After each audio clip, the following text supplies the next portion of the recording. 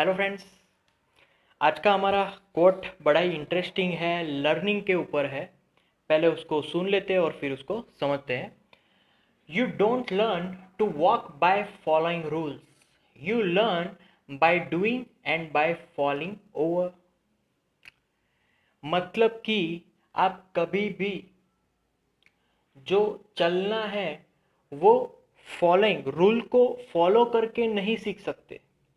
आपको क्या करना पड़ेगा, उसको करके फिर गिर गिर के उसको सीखना पड़ेगा। कैसे?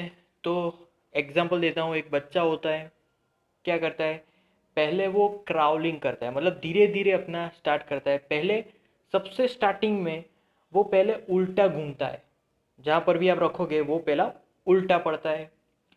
फिर सेकंड लेवल में क्या करता है, वो धीरे धीरे बैठना सीखता है। फिर थर्ड लेवल में धीरे धीरे वो क्राउल करता है। फोर्थ लेवल में फिर थोड़ा अटक अटक के चलना है, या फिर कुछ उसको कोई स्टैंड चाहिए या फिर कोई सपोर्ट चाहिए, उससे वो चलेगा। और फिर लास्ट लेवल में वो परफेक्टली चलना स्टार्ट करता है।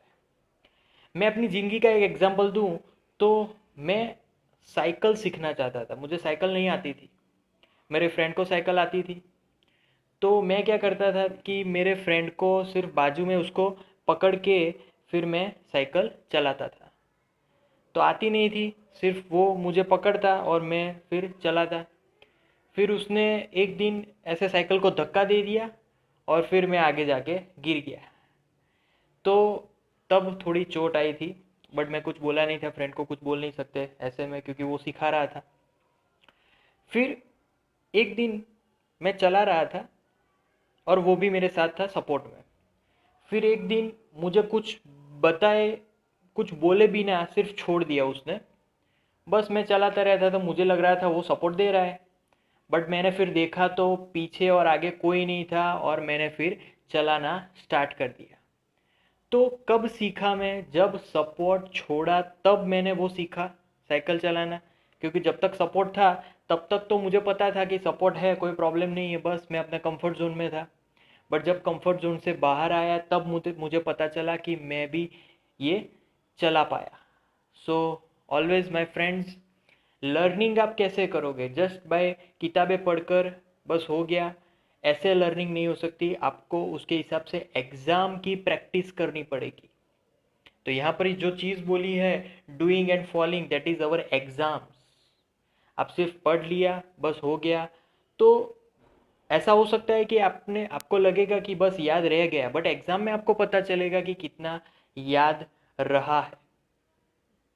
वैसे ही किसी भी चीज़ में अगर डॉक्टर होगा तो स्टार्टिंग से जो सर्जरी उसने स्टार्ट की थी, पहले दिक्कत आ सकती है, इसीलिए 4 साल उनको ट्रेनिंग करते रहनी पड़ेगी गवर्नमेंट में।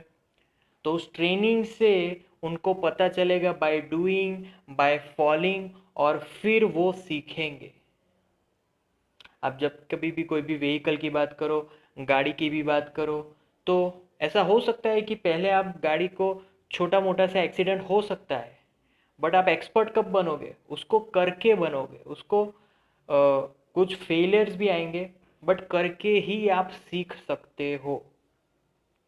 सो माय फ्रेंड्स, जब कभी भी सिर्फ इनपुट लेना ही काम नहीं होता, अपना आउटपुट भी देने से हम लोग सीखेंगे।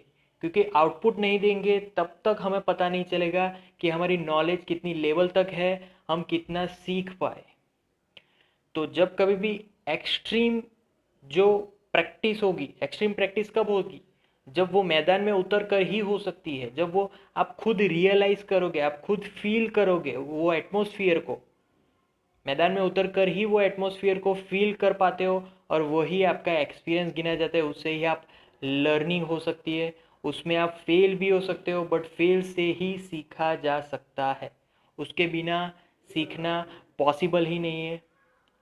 मैंने आगे भी बताया था अपने कोट्स में कि failure is the path to success. बार बार फेल होने से एक दिन ऐसा ही आएगा जिसमें आपको सक्सेस पूरी तरीके से मिल जाएगी। सो गाइज, ये था हमारा आज का कोट लर्निंग पे। Learning is only giving output result by doing and falling, उसमें फेल भी हो गए आप. So that's it for today guys.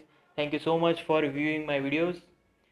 That means a lot to me. Please like my videos and subscribe my channel.